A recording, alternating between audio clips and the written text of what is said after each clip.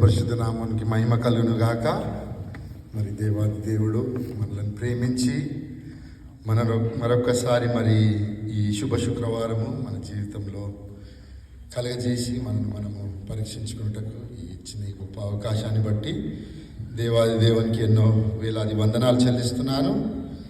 మరి యేసయ్య సిలువలో పలికిన ప్రశస్తమైన మాటలు, ఎంతో విలువ కలిగిన మాటలు, ఎంతో శ్రేష్టమైన మాటలు, మన జీవితంలో పరివర్తన తేయగలిగిన మాటలు, మన జీవనాదిని మార్చగలిగిన మాటలు, ఈ దినం కూడా అంతే శక్తివంతమైన మాటలు, యేసయ్య సిలువలో పలికిన మాటలు. మరి ఆ మాటల్లో నుండి మొదటి మాట ధ్యానించుటకు నాకు ఇచ్చిన ఈ ఆధిక్యతను బట్టి దేవునికి వందనాలు చెల్లిస్తున్నాను. మరి సంఘ పెద్దలకు and deacons I'm very grateful to you all. మరి చదవబడిన వాక్యము లూకాసు వార్త 23వ అధ్యాయము 32 నుండి 34 వచనం వరకు. యేసు, తండ్రి, వీరేమి చేయుచున్నారో వీరు ఎరుగరు గనుక వీరిని క్షమించుమని చెప్పెను. వారు ఆయన వస్త్రములు పంచుకొనుటకై చీట్లు వేసి. ప్రార్థించుకుందాము. మహాపరిశుద్ధుడా, ప్రేమగల రాజా, నీ ఉన్నతమైన శ్రేష్టమైన ఘనమైన నామాన్ని బట్టి నీకు స్తుతులు చెల్లిస్తున్నాం తండ్రి. ప్రేమ స్వరూపి, కృపగల రాజా, కరుణగల దేవ, గత సంవత్సరం అంతా తోడై నీడై ఉండి చూచి కాపాడి ప్రభువా, మరొక శుక్రవారం మా జీవితంలో కలిగజేసిన విధానం బట్టి నీకు వందనాలు చెల్లిస్తున్నాం. సజీవ లెక్కలో పెట్టి తండ్రి నాయన, ఈ దినం నువ్వు సిలువలో పలికిన ప్రశస్తమైన మాటలను మరొకసారి ధ్యానించి మా జీవితాలను మార్చుకున్నటకు తండ్రి మీరు ఇచ్చిన ధన్యతను బట్టి మీకు వందనాలు చెల్లిస్తున్నాను. ఇదిగో నాయన, ఇప్పుడు నువ్వు సిలువలో పలికిన ప్రశస్తమైన మాటల్లో నుండి మొదటి మాట ధ్యానించుండగా తండ్రి ప్రభువా, నీ పరిశుద్ధాత్మ నడిపింపును ఇక్కడ దయచేయండి తండ్రి. పరిశుద్ధాత్మ ద్వారా మీరు మాతో మాట్లాడమని వేడుకుంటున్నాము యేసయ్య. నాయన, నీవు చేసిన త్యాగాన్ని బట్టి నీకు వందనాలు చెల్లిస్తూ ఈ కొద్ది విన్నపాలు వేసి దివ్యనామం అడిగి వేడుకుంటున్నాము తండ్రి. ఆమేన్. మరి యేసుక్రీస్తు ప్రభు నిన్న దినమున మరి గెత్సెమని తోటలో బంధింపబడినప్పటి నుండి మరి యేసయ్యని తీసుకొని మొదట ఈ శాస్త్రులు పరిసయ్యులు మరి అన్న కైఫా వద్దకి తీసుకొని వస్తారు. వారు ప్రధాన యాజకులు. They are the high priest of the church in Judea. మరి వాళ్ళ దగ్గరికి తీసుకొచ్చి ఈయన మీద చేసిన నింద ఏంటిదంటే he's blaspheming against the Lord. మరి ఏమంటున్నారు? ఆయన ఈ లోకానికి వచ్చిన లోకరక్షకుడు మెస్సయ్య అని అతను చెప్తున్నాడు మాట. ఈ లోక పాపాలను క్షమించగల శక్తి గల వాడ దేవుడు అని చెప్పుకుంటున్న మాట. మరి నేను యూదులకు రాజు అని చెప్పే మాటను బట్టి ఆయననే ఈ అబద్ధపు నిందలు తన మీద వేసి తీసుకొని న్యాయం గురించి హీస్ బీయింగ్ ట్రయల్డ్. ఇన్ని న్యాయస్థలాలను తీసుకొని వెళ్తున్నారు. అన్న కైఫా దగ్గరికి వచ్చినప్పుడు వారు ఎన్నో ప్రయత్నాలు చేస్తారు ఆయన నుండి మరి ఏదన్నా తప్పు పట్టాలా అని. కానీ వారు ఏ తప్పు పట్టలేకపోతారు. నీవు మెస్సయ్యవైనా అడిగినప్పుడు అంటే నీవు అన్నట్లనే అంటాడు కైఫా. అక్కడి నుండి ఆయన అంటాడు ఈయన దేవదూషణ చేసిండని తీర్పు తీర్చి అక్కడి నుండి ఎక్కడ పంపిస్తాడంటే సన్హెడ్రన్, అంటే జూడాయిజంలో అది సుప్రీం కోర్ట్.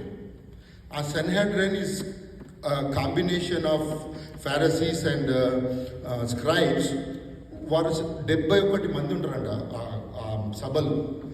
ఈ 71 మంది ఆ సభలో ఆ న్యాయ తీర్పు తీరుస్తారనమాట ఒక వ్యక్తికి. వారు తీర్పిన తీర్పు ఏంటి అంటే దేవదూషణ చేసిన వ్యక్తి ఈయననే. అబద్ధపు సాక్ష్యము, అబద్ధపు నింద, అన్యాయపు తీర్పు తనకు తీర్చి అప్పుడు అని అంటాడంటే ఆ సంఘ పెద్దలు, ఇప్పుడు రోమా ప్రభుత్వము అధికారం కింద ఉన్నాం కనుక గవర్నర్ ఆఫ్ జుడియా మరి అధిపతి అయిన పిలాతు వద్దకి తీసుకొని పోవాలి. వారు రోమా ప్రభుత్వం ప్రకారం న్యాయం కూడా తీర్చాలా. సో పిలాతు వద్దకు తీసుకొని వచ్చినప్పుడు పిలాతు అడుగుతాడు, నువ్వు మెస్సయ్యవా, నువ్వు వీళ్ళు అన్నట్లనే నువ్వు యూదులకు రాజువా అని అడిగినప్పుడు ఆయన ఒక్క మాట మాట్లాడు, నేను ఈ వ్యక్తి లోపల ఏది కూడా మరణము అంటే మరణ శిక్ష విధించేటట్లాంటి తప్పేది చూడట్లేదు నేను కనుక ఈ వ్యక్తికి మీ ధర్మశాస్త్రం ప్రకారం ఏ శిక్ష అయితే విధియాలో, ఎన్ని కొరడాలు కొట్టాలో అది మరి మీరు శిక్ష విధించి పంపించేయండి అని అంటాడు. అంటే వీరు కేకలు వేస్తుంటారు, లేదు ఇతని మన మటల ఆదివారం రోజేమో గత ఆదివారము హొసన్నా హొసన్నా రాజులకు రాజు అని కేకలు వేసినాం.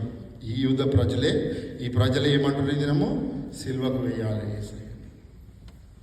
వారు పెట్టే కేకలను బట్టి పిలాతు ఏమంటున్నాడంటే ఇది నా మీద నుండి వేరే వాళ్ళ మీదకి తోసివేయాలి ఎట్లనన్నా అని హేరోదు మహారాజు దగ్గర పంపిస్తాడు.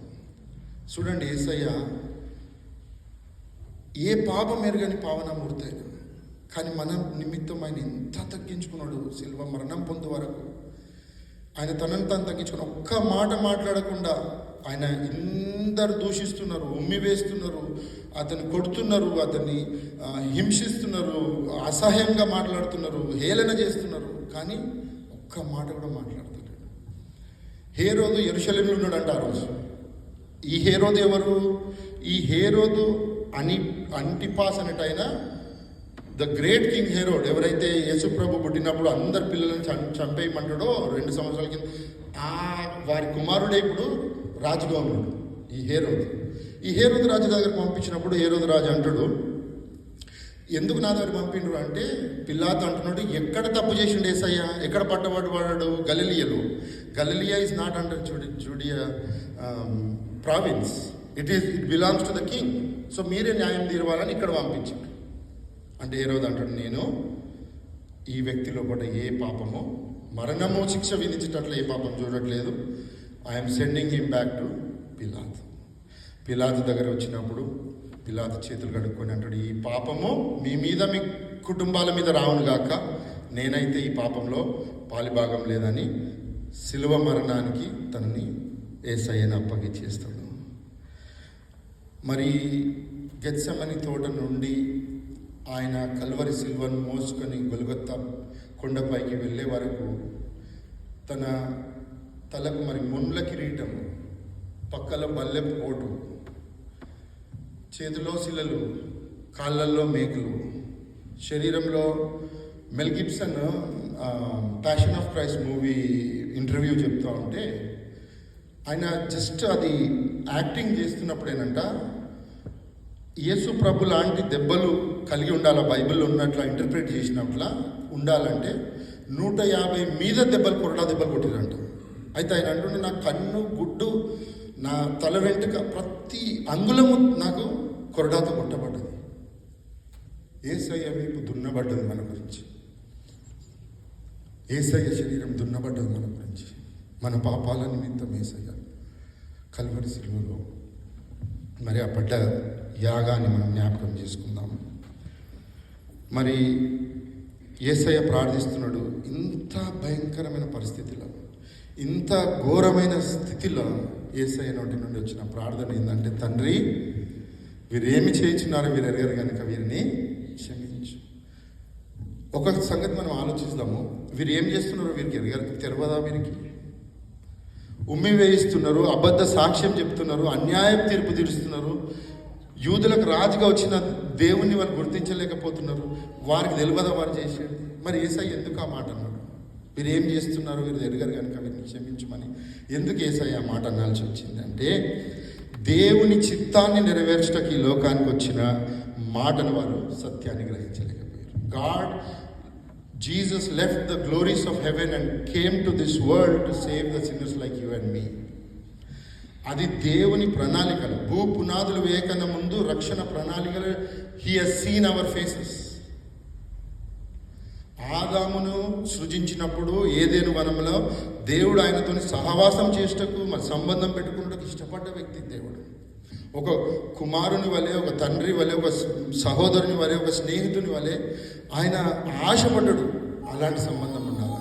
కానీ ఆదాము మరి అవ్వ శోధనలో పడిపోయి, పాపంలో పడిపోయి వారి మీద తెచ్చుకున్న శాపం ఏంటంటే మరణ శిక్ష. దేవుడు ఎప్పుడు మరణాన్ని మానవునికి రావాలని ఉద్దేశించలేదు దేవుడు, కానీ మానవుడు కొని తెచ్చుకున్నదే శాపము, పాపము, మరణం. కనుక ఆ మరణం నుండి తొలగించాలని దేవుడు ఈ భూ పునాదులు వేయకన్నా ముందు వేసుకున్న ప్రణాళికని మన ఎడల చూపించిన ప్రేమనే నెరవేర్చుటకు యేసయ్య ఈ లోకానికి వచ్చి ఉన్నాడు. నా ఇష్టమును నెరవేర్చుకొనుటకును నేను రాలేదు, నన్ను పంపిన వాని చిత్తాన్ని నెరవేర్చుటకే పరలోకం నుండి దిగి వచ్చి తినని యేసయ్య చెప్పిన మాట యోహాను సువార్త 6:39లో. మరి ఇంకో మాట ఏమంటాడంటే యేసయ్య, ఎవడునూ నా ప్రాణం తీసుకొనడు, నా అంతటా నేను దాన్ని పెట్టుచున్నాను, దాన్ని పెట్టుటకు నాకు అధికారం కలదు, దాన్ని తీసుకొనుటకు నాకు అధికారం కలదు. నా తండ్రి వలన ఈ ఆజ్ఞ పొంది తిని నేను. తండ్రి వలన నేను ఈ ఆజ్ఞ పొందిన కనుక నా మనసు పూర్తిగా నేను నా ప్రాణాన్ని నేను అప్పగిస్తున్నాను. నాకు ఆ శక్తి ఇచ్చింది దేవుడు. యేసయ్య అన్న మాటలు. మరి జాన్ ద బ్యాప్టిస్ట్ అంటాడు కదా, is the lamb of God will come and bear the sins of this world. మరి లోక పాపమును మోసుకొని పోయే దేవుని గొర్రె పిల్ల అన్న మాట మరి నెరవేర్చుటకు, ఆ దేవుని సంకల్పం నెరవేర్చుటకు దేవుడు మరి యేసయ్య ఈ లోకానికి వచ్చినట్లు మనము గమనిస్తాము. మరి ఇక్కడ ఏమని ఉన్నదంటే, and I will put enmity between you and the woman, జెనసిస్లో, and between your offspring and hers, he will crush your head and you will strike his heel. మరి అది స్త్రీకిను సర్పమునకు దేవుడు పెట్టిన శాపము. మరి మనల్ని మనం ఒక నిమిషం ఇది పరీక్షించుకుందాం. మరి దేవుని చిత్త ప్రకారంగా మనం జీవిస్తున్నామా? దేవుని చిత్తం ఏంటిది మన ఎడల?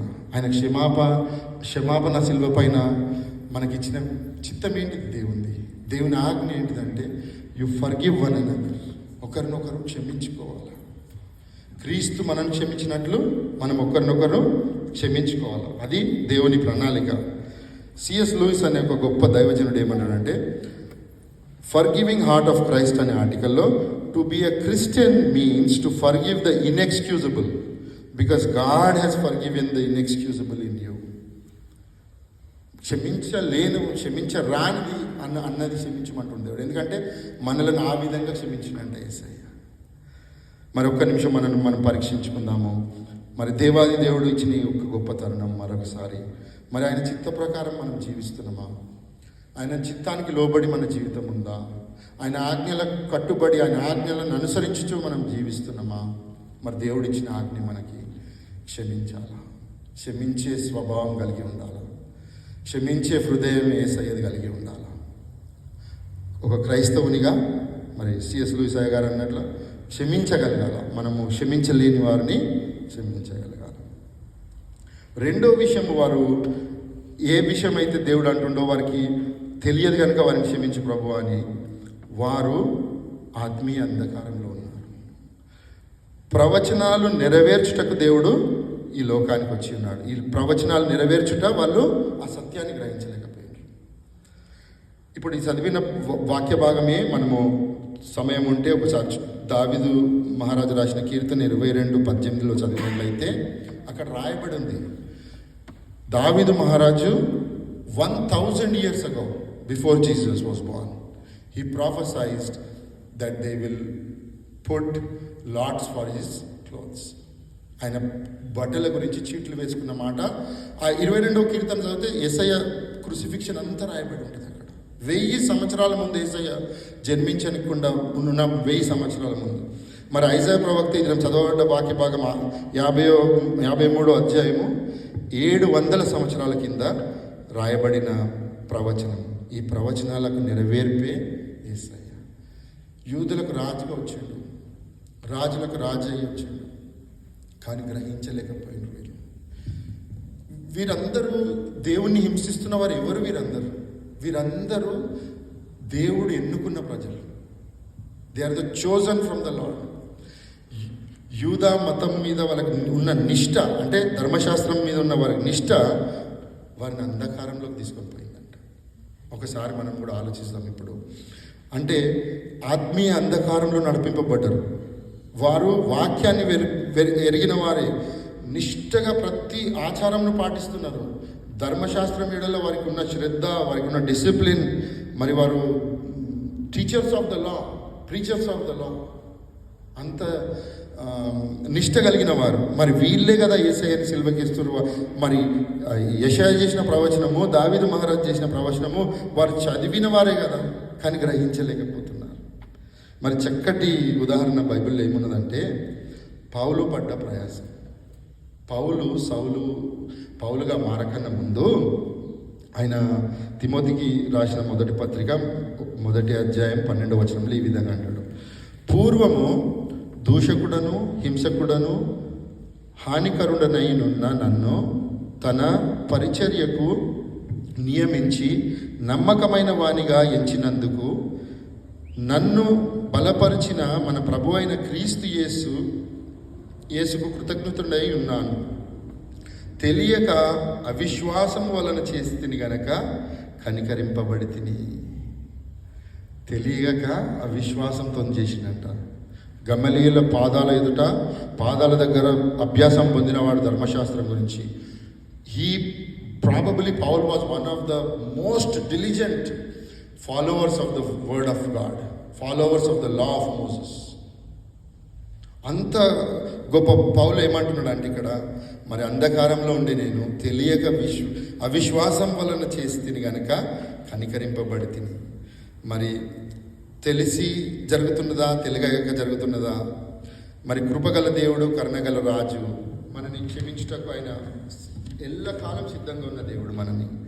మరి ఆయన ఏమంటున్నాడు అంటే 1 యోహాను 1వ వచనము 1వ అధ్యాయము 6-7 వచనాలలో, ఆయనతో కూడా సహవాసం గలవారమని చెప్పుకొనుచు చీకటిలో నడుచున్న ఎడల మనము అబద్ధం ఆడుచు సత్యమును జరిగించకుందుము.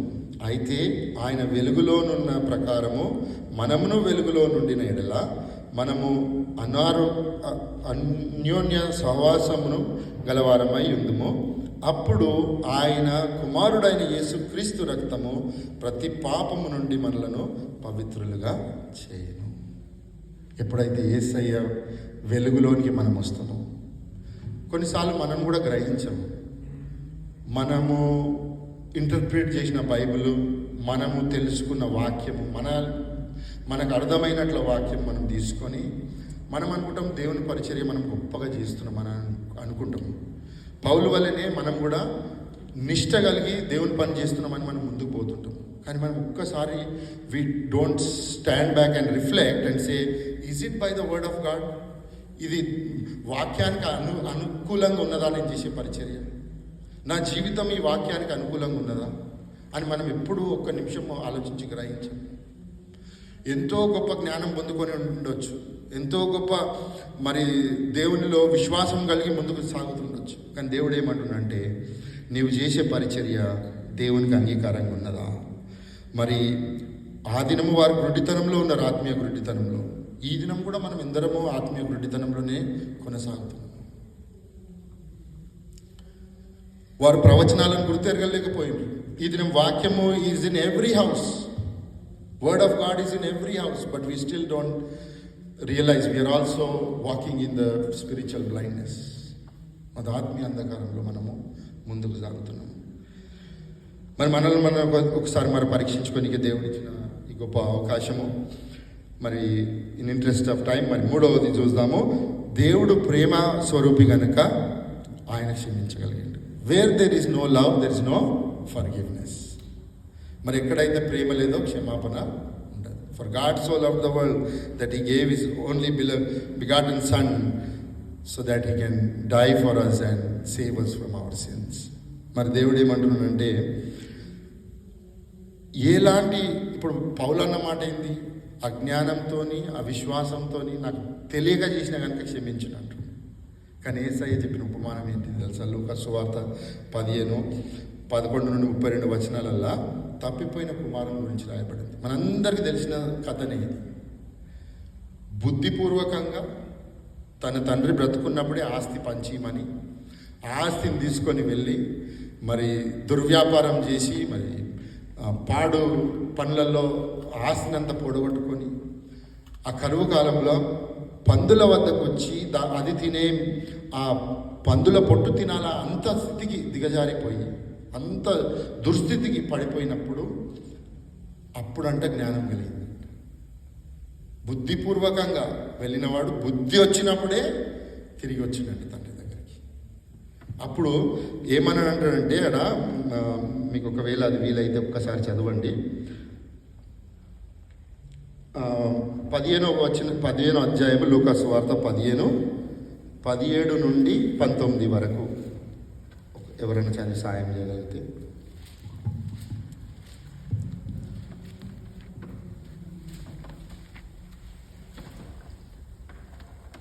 లూకాసు వార్త 17 నుండి 19 వచనాలు. అయితే బుద్ధి వచ్చినప్పుడు వాడు, నా తండ్రి యొద్ద ఎంతో మంది కూలివాడులకు అన్నము సమృద్ధిగా ఉన్నది, నేనైతే ఇక్కడ ఆకలికి చచ్చిపోతున్నాను. నేను లేచి నా తండ్రి యొద్దకు వెళ్ళి, తండ్రి, నేను పరలోకమునకు విరోధముగాను నీ ఎదుటను పాపం చేసి ఇక మీదుగా నీ కుమారుని అనిపించుకున్నట్టు యోగుడను కాను. నన్ను నీ కూలి వారిలో ఒకరిగా పెట్టుకొని వెళ్ళి అతనితో చెప్పుతున్నది లేచి తండ్రి యొద్దకు వచ్చాను. వాడి యొక్క దూరంగా ఉన్నప్పుడు తండ్రి వారిని చూచి కనికరపడి పరిగెత్తి వారి మెడ మీద పడి ముద్దు పెట్టుకొని, అప్పుడు ఆ కుమారుడు అతనితో, తండ్రి, నేను పరలోకమునకు విరోధంగాను నీ ఎదుటను పాపం చేసి తిని ఇక మీదుగా నీ కుమారుని అనిపించినప్పుడు యోగుడను కాదని. Thank you aunty, thank you so much. మరి ఆ తప్పిపోయిన కుమారుని కథ మనకు అందరికీ తెలుసు. పరలోకమందున దేవుని ఎదుట, తండ్రి నీ ఎదుట నేను పాపం చేసి ఉన్నాను, నీకు కుమారుని అనిపించుకోవడానికి నేను అర్హుడని కాదు, కానీ నీ దాసునిలాగా నన్ను చేర్చుకో అంటే తండ్రి తను చేర్చుకొని ఏమంటాడంటే, మనము సంతోషింపబడి ఆనందించుట యుక్తమే, ఈ నీ తమ్ముడు చనిపోయి తిరిగి బ్రతికెను, తప్పిపోయి దొరికినని అతనితో చెప్పాను. మరి ఈ ఉపమానంలో యేసయ్య ఏమంటున్నంటే, బుద్ధిపూర్వకంగా నువ్వు వెళ్ళినావు, బుద్ధిపూర్వకంగా నీవు పాపం చేసినావు. నీకు బుద్ధి వచ్చినప్పుడు పశ్చాత్తాపంతో యేసుక్రీస్తు ప్రభు ఒక శిలువ పాదాల ఎదుట నీవు వచ్చి నీ పశ్చాత్తాపంతో మన పాపాలు ఒప్పుకుని ఎడల దేవుడు అంటుండో నిన్ను క్షమించి దాసత్వం ఇయ్యడంట, కుమారత్వం ఇస్తాడంట. అలాంటి మనసు కలిగిన యేసయ్య మన యేసయ్య. మరి మనము ఈ 3 విషయాలు మనం మరొకసారి త్వరగా జ్ఞాపకం చేసుకుందాము. మరి దేవుడు తన చిత్తాన్ని, తన తండ్రి చిత్తాన్ని నెరవేర్చడానికి ఈ లోకానికి వచ్చిన అనే సత్యాన్ని గ్రహించలేకపోయారు. మరి లేఖనాలు నెరవేర్చబడుట, దాని సత్యాన్ని వారు గ్రహించలేకపోయారు. మరి 3వ విషయము, ప్రేమ స్వరూపుడైన దేవుణ్ణి వారు గుర్తెరగలేకపోయారు. అందుకే యేసయ్య మొరపెట్టుకుంటున్నాడు ఏమంటే, వీరు ఏమి చేయుచున్నారో వీరు ఎరగరు కనుక తండ్రి వీరిని క్షమించుము. మరి పరలోక ప్రార్థన చేసినప్పుడు అంటే, మా ఎడల అపరాధములు చేసిన వారిని మేము క్షమించిన ప్రకారము మా అపరాధములను క్షమించుము. యేసయ్య నేర్పిన ప్రార్థన. మరి మనం వేరే అపరాధములు క్షమించలేకపోతున్నామేమో. మరి ఒకసారి మనల్ని మనం మరి పరీక్షించుకుందాం. 1 యోహాను 1వ అధ్యాయం 9వ వచనంలో ఈ విధంగా ఉంది, మన పాపాలను మనం ఒప్పుకొని ఎడల ఆయన నమ్మదగిన వాడును నీతిమంతుడు గనుక ఆయన మన పాపాలను క్షమించి సమస్త దుర్నీతి నుండి మనలను పవిత్రులుగా చేయను. సమస్త దుర్నీతి నుండి మనల్ని కడిగి పవిత్రులుగా చేయను. ఈ దినం మన స్థితి ఏ విధంగా ఉన్నదో, మన గతి ఏ విధంగా ఉన్నదో మన హృదయాలు మనం పరీక్షించుకుందాం. నాకు ఈ శిల్వ ధ్యానాలు, మరి ఈ దినము దేవుని సన్నిధానంలో కూడుకొని దేవుడు పలికిన ప్రశస్తమైన మాటలు ధ్యానిస్తుండగా, దేవా, నేను నీ క్షమాపణ కలిగిన హృదయం కలిగి ఉన్న నా తండ్రి, క్షమాపణ హృదయం నా లోపల ఉన్నదా లేదా ప్రభువా, నేను నీ సన్నిధానానికి వస్తున్న తండ్రి, ఈ దినము పశ్చాత్తాపంతో నీ శిల్వ దగ్గరకు వస్తున్న తండ్రి ప్రభువా, నీ చేసిన త్యాగాన్ని మేము గుర్తెరుగుతున్నాం తండ్రి. ఆ దినమైతే నువ్వు ఎన్నుకున్న ప్రజలు గుర్తుపట్టలేదు తండ్రి ప్రభువా, కానీ మేము ఈ దినం గ్రహిస్తున్నాం తండ్రి. నీ చిత్త ప్రకారం మేము జీవిస్తాం తండ్రి ప్రభువా.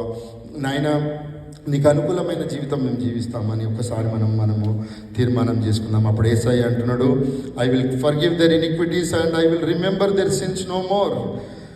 కీర్తనలు 103వ కీర్తన 12 పడమటికి తూర్పు ఎంత దూరమో ఆయన మన అతిక్రమములను మనకు అంత దూరం పరిచి ఉన్నాడు. మరి దేవాది దేవుడు శుభ శుక్రవారంన మరి మనకు ఇచ్చిన ఈ ధన్యతను బట్టి దేవునికి వందనాలు చెల్లిస్తాము. మరి దేవుడు అంటున్న మాట, వీరేమి చేయుచున్నారో వీరు ఎరగరు కనుక వీరిని క్షమించు తండ్రి.